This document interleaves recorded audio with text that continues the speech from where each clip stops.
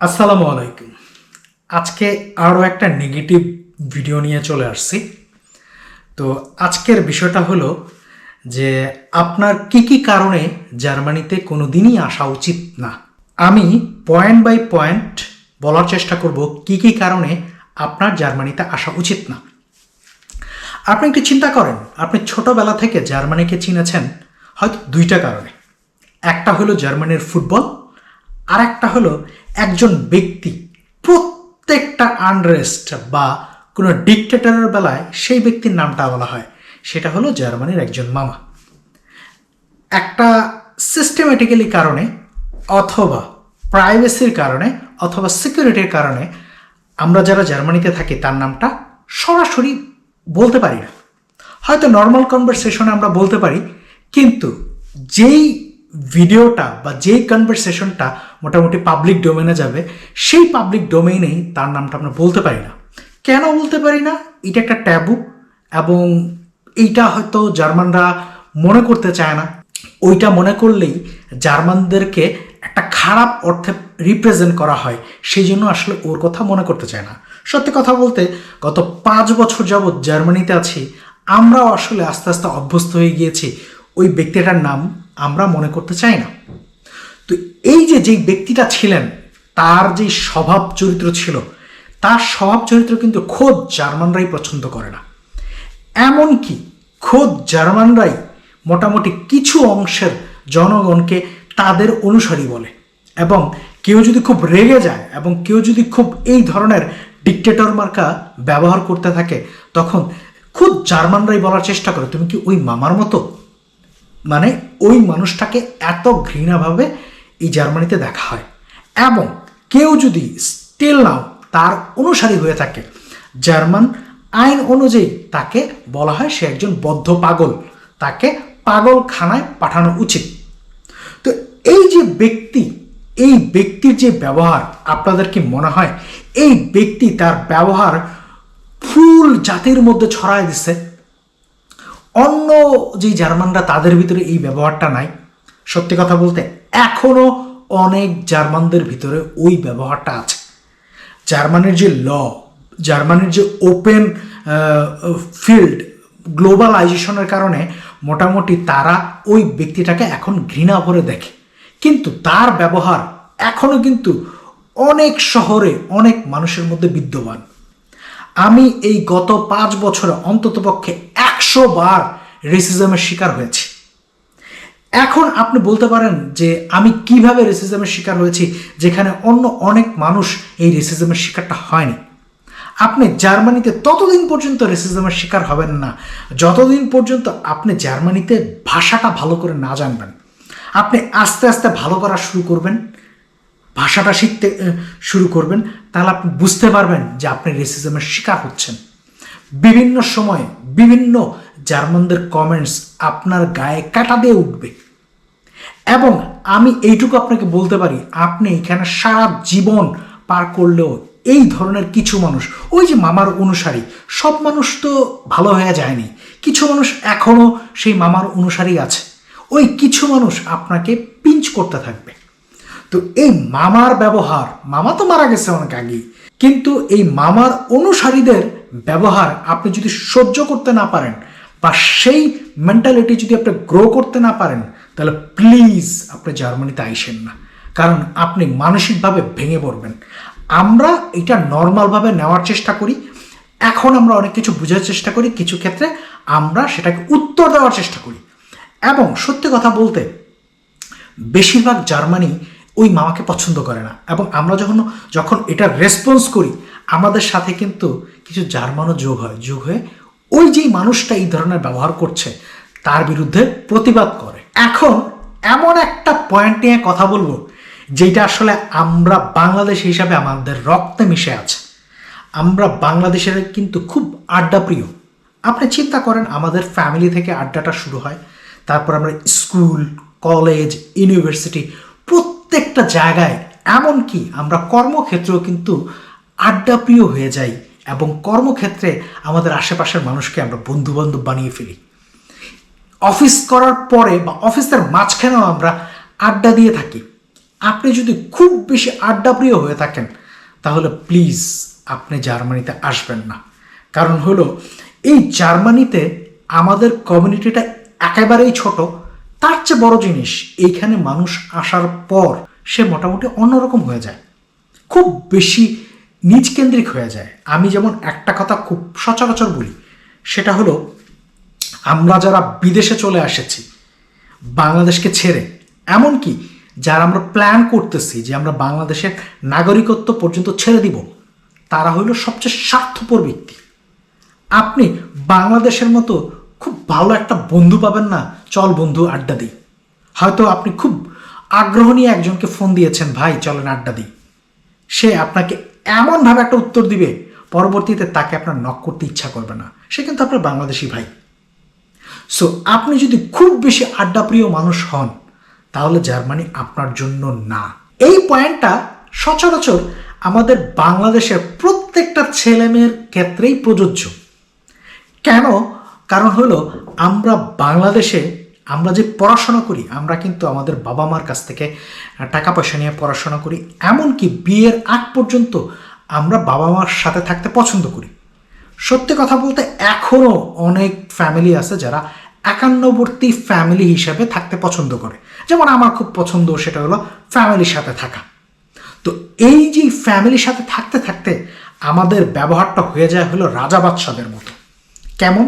কারণ হলো আমরা ফ্যামিলির সাথে থাকতে থাকতে আমাদের জামা কাপড় থেকে শুরু করে বিভিন্ন ধরনের কাজ আমাদের মায়েরা করে, অথবা আমাদের সাহায্যকারী কোনো ব্যক্তি করে, যাদেরকে আমরা একটা বিনিময় দেওয়ার চেষ্টা করি। এই বিনিময় নিয়ে তারা আমাদেরকে সাহায্য করে থাকে। তো আস্তে আস্তে আমাদের ব্যবহারটা হয়ে যায় হলো রাজা বাদশাদের মতো। আমরা যেহেতু অনার্স মাস্টার্স কমপ্লিট করতে করতে মোটামুটি 23 থেকে 25-26 বছর লেগে যায়, তো আমরা 26 বছর যাবৎ যদি একটা জিনিস প্র্যাকটিস করতে থাকি, এই প্র্যাকটিসটা কিন্তু আমাদের রক্তের ভিতরে ঢুকে যায়। আপনাদের যাদের এই ধরনের অভ্যাস আছে, সত্যি কথা বলতে সেটা আমারও ছিল, তারা আপনারা জার্মানিতে আসলে আপনার জন্য খুবই শক্ট কিছু এনভায়রনমেন্ট রেডি আছে। কেন? কারণ হলো এইখানে আপনাকে সকল কাজ আপনার নিজের করতে হবে। কাপড় ধোয়া থেকে শুরু করে, বাজার করা থেকে শুরু করে, ঘর পরিষ্কার করা থেকে শুরু করে সকল কাজ আপনাকে করতে হবে। আপনি রাজার মতো 12টার সময় ঘুম থেকে উঠে মোটামুটি তৈরি করা নাস্তা খেতেন, সেই জিনিসটা কিন্তু জার্মানিতে হবে না। অবশ্যই জার্মানিতে অনেক তৈরি করা খাবার আছে, কিন্তু এই তৈরি করা খাবার আপনি যদি কন্টিনিউয়াসলি খেতে থাকেন, একটা সময় আপনার ভিতরে বিভিন্ন ধরনের রোগ বাধা শুরু করবে। তো খুব জার্মানরাও কিন্তু বাইরের খাবার খেতে খুব কম পছন্দ করে। তারা নিজে রান্না করে, প্রত্যেক বেলায় তারা রান্না করে। আমাদের বাংলাদেশে একটা কালচার আছে, সেটা হলো যে আমরা এক বেলা রান্না করি, বাকি 2 বেলা আমরা ওই রান্না দিয়েই খাই। বেশিরভাগ ক্ষেত্রেই, বেশিরভাগ ফ্যামিলিতে এমন হয় যে তারা দুপুরেও রান্না করে, সকালেও রান্না করে, রাতে রান্না করে। এইটা আমাদের বাংলাদেশে খুব অপ্রতুল। কিন্তু জার্মানরা কিন্তু অনেক মানুষ আছে যারা 3 বেলাই রান্না করে, তারা ফ্রেশটা খাইতে পছন্দ করে।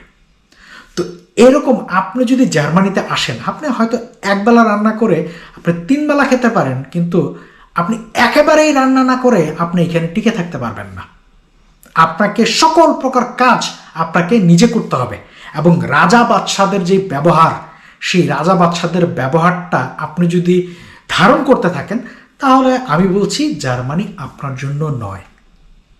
এখন একটা সবচেয়ে গুরুত্বপূর্ণ পয়েন্ট, সেটা হলো লাইফ সেভিং কাজ।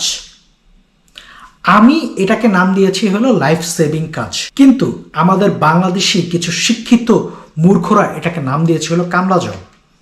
যেমন জার্মানিতে আসার পরে যে কেউ ব্যাচেলর অথবা মাস্টার্স করার জন্য সে তার পড়াশোনার পাশাপাশি সে ম্যাকডোনাল্ডসে কাজ করে, অথবা সে স্টুডেন্ট জব করে, বা সাইকেল চালিয়ে খাবার ডেলিভারি করে। যারা স্টুডেন্ট জব করে, একটা কোম্পানির আন্ডারে জব করে, সে মোটামুটি একটু টেবিল ওয়ার্ক করে, তার কাজের এনভায়রনমেন্টটা ভালো, সব কিছু ভালো।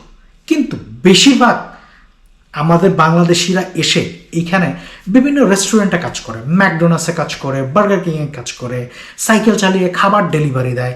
যেমন আমি অনেক দিন ম্যাকডোনাল্ডসে কাজ করেছি। তো এই কাজগুলাকে আপনি যদি মেনে না নিতে পারেন, কারণ ওই কাজগুলো করতে হলে আপনাকে টেবিল পরিষ্কার করতে হবে, আপনাকে ময়লা পরিষ্কার করতে হবে, আপনাকে এমন কাজ করতে হবে যেটা হয়তো আপনার বাংলাদেশে কোনোদিন করেন নাই।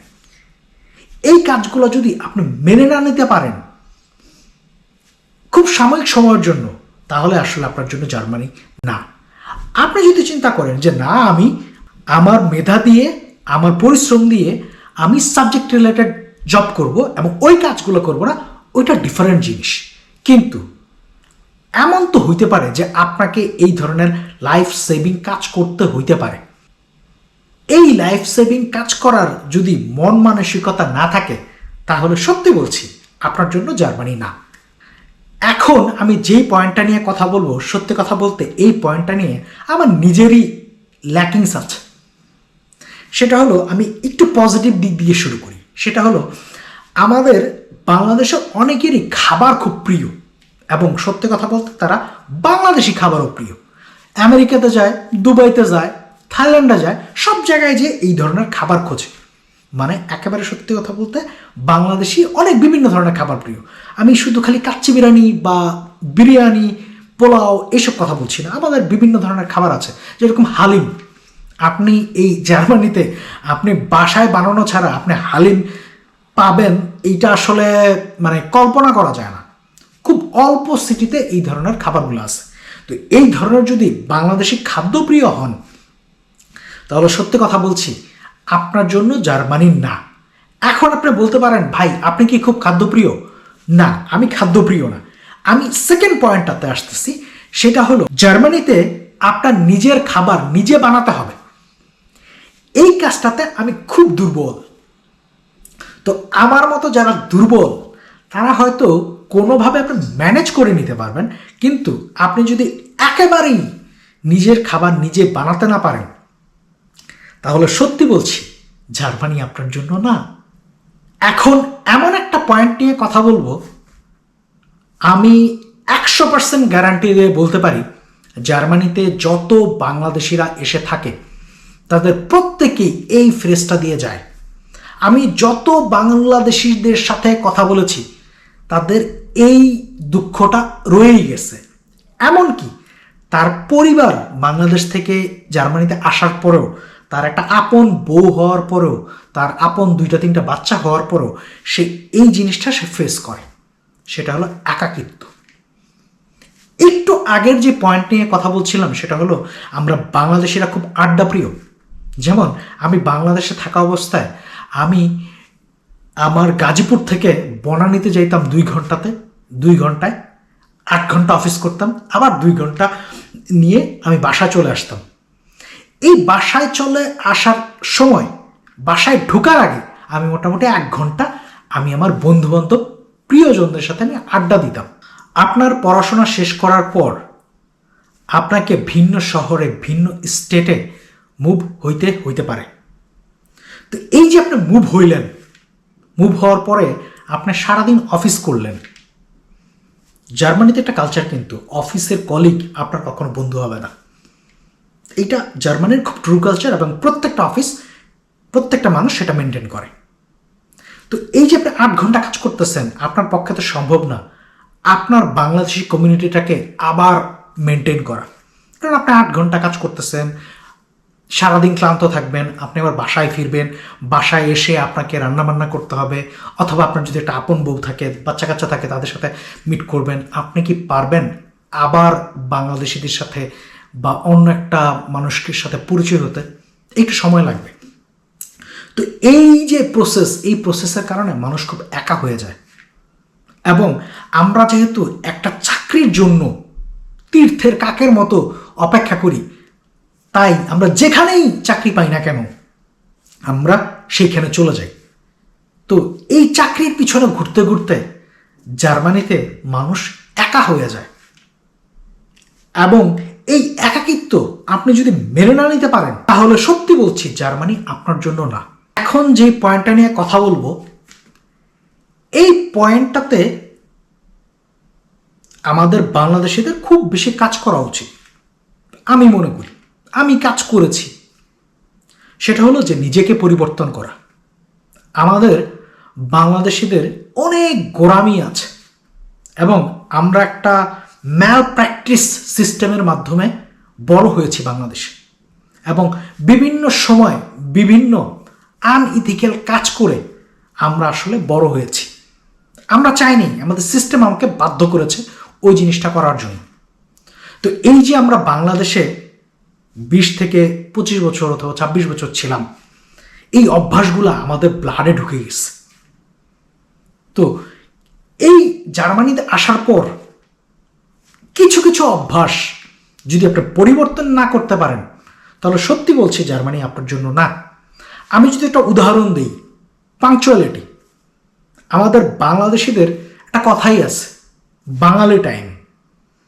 আমরা যদি বলি যে 4:30টায় যাব, আমরা সেখানে যাই হলো 5:30টায়। এটা আমরা মেনটেন করি। কিন্তু জার্মানিতে আপনি 1 মিনিট পরে যাবেন, সত্যি কথা বলতে ওই অ্যাপয়েন্টমেন্টটা আপনার জন্য ক্যান্সেল হয়ে যাবে। আমি খুব পাংচুয়াল মানুষ, আমি পাংচুয়ালিটি পছন্দ করি, এবং বাংলাদেশেও করতাম, পাংচুয়াল থাকতে পছন্দ করতাম। কিন্তু জার্মানিতে এসেই মাঝে মাঝে আমার 1 মিনিট 2 মিনিট লেট হয়ে যায়, কেন জানি না। এবং অনেক সময় আমি অ্যাপয়েন্টমেন্ট মিস করেছি শুধু খালি পাংচুয়ালিটির জন্য। তো জার্মানিতে এই ধরনের ছোট ছোট ব্যবহার আপনি যদি আপনাকে পরিবর্তন না করতে পারেন, তাহলে সত্যি বলছি জার্মানি আপনার জন্য না। এইটা আসলে আমার ভিডিওতে বলার কথা না, আপনি নিজেই জানেন যে আপনি যে কোনো দেশে যান না কেন, সেই দেশের ভাষাটা আপনাকে জানতে হবে। কারো পক্ষে যদি সম্ভব হয়, তাহলে আপনি বাংলাদেশ থেকেই ভাষাটাকে মোটামুটি আয়ত্ত করে নিয়ে আসবেন। অ্যাটলিস্ট বেসিক জিনিসটাকে আপনি আয়ত্ত করে নিয়ে আসবেন। আসলে সত্যি কথা বলতে আমরা যারা আসি, বেশিরভাগই স্টুডেন্ট হিসাবে আসি। তো আমাদের মূল লক্ষ্য বা যেটার উপরে আমরা জার্মানিতে স্টে করতে পারবো, সেটা হলো আমাদের স্টুডেন্টশিপ। তো স্টুডেন্টশিপের জন্য এসে আমি অন্য কিছুতে নজর দিতে পারবো না। আমার সবার প্রথম আমার কোর্সটাকে শেষ করতে হবে। তারপর একটা সার্টেন পিরিয়ড পর হয়তো আপনি কোনো একটা জায়গায়, মানে কাজের ক্ষেত্রে হোক, শিক্ষাক্ষেত্রে হোক, বা চলাফেরার ক্ষেত্রে হোক, আপনি চলে যেতে পারবেন।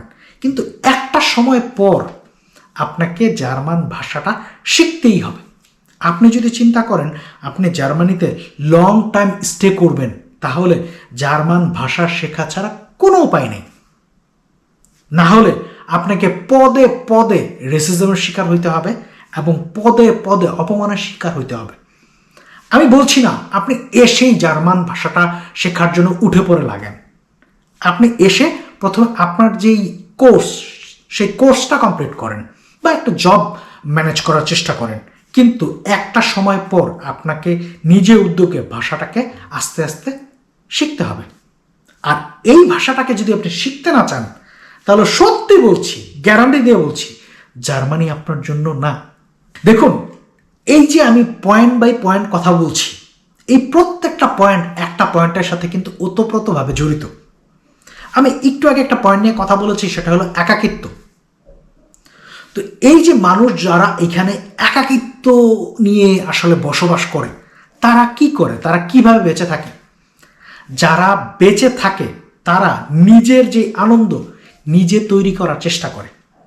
যেমন দেখেন, আমি বাংলাদেশে থাকা অবস্থায় ফটোগ্রাফি করতাম, ছবি তুলতাম, আমার ছবি তুলতে খুব ভালো লাগতো, ভিডিও করতাম ছোট ছোট মুহূর্ত, কিন্তু কোনো সময় আমি কন্টিনিউ করিনি বা আমি ইউটিউবে আপলোড করার জন্যও করিনি। কিন্তু জার্মানিতে আসার পর আমার মনে হয়েছে এই একাকিত্বের সাথে আমি যদি ফাইট করতে চাই, তাহলে আমার কিছু জিনিসের সাথে ইনভলভ হয়ে যেতে হবে। আমি আমার পরিবার নিয়েই জার্মানিতে বসবাস করি, আমার মেয়ে আছে, আমার ফ্যামিলি আছে, কিন্তু তারপরেও কিন্তু আমি একাকিত্বের সাথে ফাইট করি। তো এই একাকিত্বের সাথে ফাইট করার জন্য আমি আমার নিজের আনন্দটা নিজে তৈরি করার জন্য এই ধরনের ভিডিও করি, বিভিন্ন জিনিস নিয়ে আসলে কথা বলার চেষ্টা করি। আমি ট্রাভেল করি, ট্রাভেল ভিডিও করি। এটা হলো আমার উদাহরণ। কিন্তু আপনার এই ধরনের ভালো লাগা নাই লাগতে পারে। আপনাকে বেছে নিতে হবে এবং আপনাকে তৈরি করে নিতে হবে যে আপনি কিভাবে আনন্দ পান। আপনি যদি নিজে আনন্দ তৈরি করতে না পারেন, তাহলে আপনি একাকিত্বে ডুবে যাবেন। এবং সত্যি বলছি, এই একটা কারণই হইতে পারে যে জার্মানি আপনার জন্য না।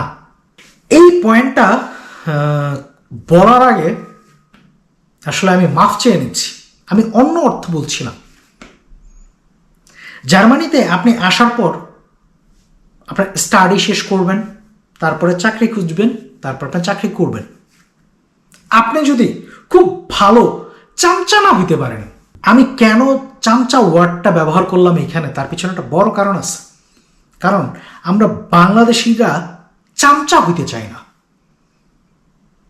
এই যে আমি একটু আগে বলেছি যে আমরা আমাদের কর্মক্ষেত্রেও আমরা আশেপাশের কলিগদের বন্ধু বান্ধব বানায় ফেলি, কিন্তু সত্যি কথা বলছি, আপনি জার্মানিতে সারভাইভ করতে পারবেন না বা জব ক্ষেত্রে সারভাইভ করতে পারবেন না আপনি যদি ভালো চামচা না হন।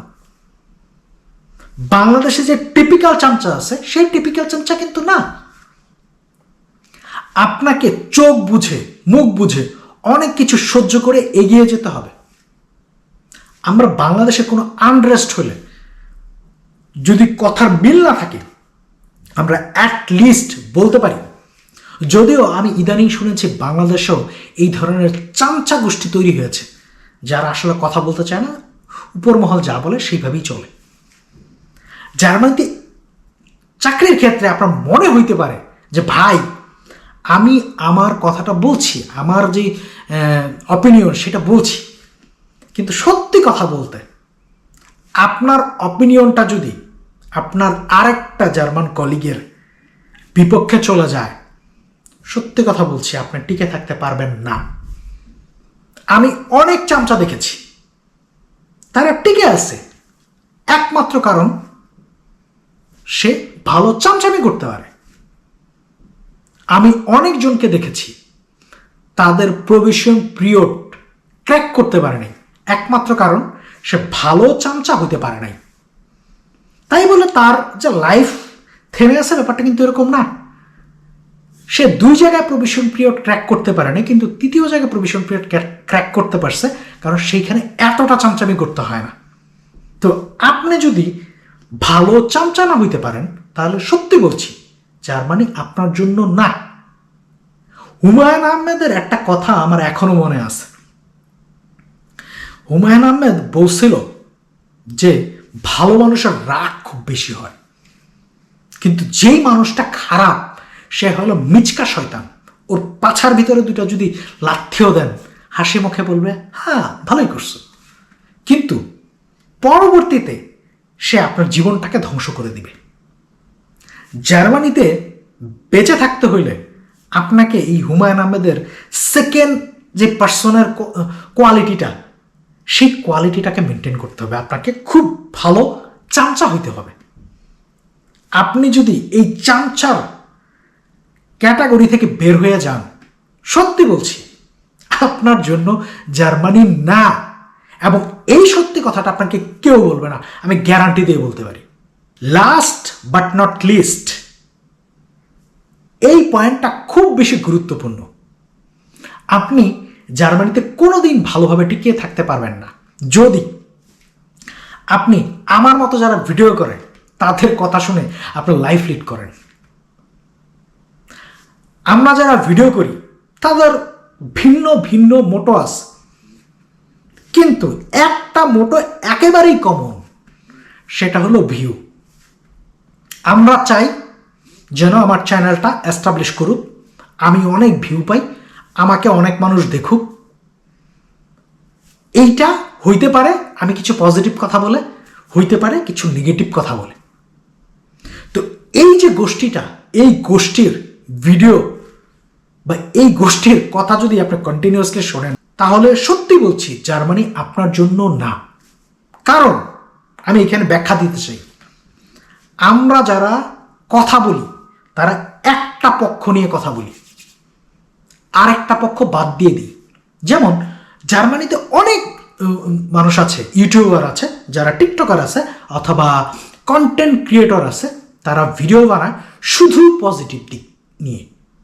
আপনি একটু নর্মাল মাথায় চিন্তা করেন, এমন কোনো পৃথিবীতে জিনিস আছে যেটার শুধু খালি পজিটিভ দিক? অনেক নেগেটিভ দিক আছে, কেউ আপনাকে নেগেটিভ কথা বলবে না। যেমন দেখেন, আমি শুধু খালি নেগেটিভ কথা বলি, পজিটিভ কথা বলি না, কিন্তু পজিটিভও বলতে পারতাম, নেগেটিভও বলতে পারতাম। যেহেতু একটা পক্ষ পজিটিভ বলছে, তাহলে আমি নেগেটিভটা বলি, একটা ব্যালেন্স হইল। তো এই যে আমাদের মতো কন্টেন্ট ক্রিয়েটরের বা ইউটিউবারের ভিডিও আপনি যদি কন্টিনিউয়াসলি দেখেন এবং সেইভাবেই যদি আপনি চলার চেষ্টা করেন, তাহলে সত্যি বলছি আপনার জন্য জার্মানি না। এই যে এতটা সময় আমি যেই কথাগুলো বললাম, এই কথাগুলো আপনি যেই কান দিয়ে শুনেছেন অপর কান দিয়ে বের করে দেওয়ার চেষ্টা করেন, না হলে আপনি আমার মতো চিন্তা করা শুরু করে দেবেন। আল্লাহ হাফেজ।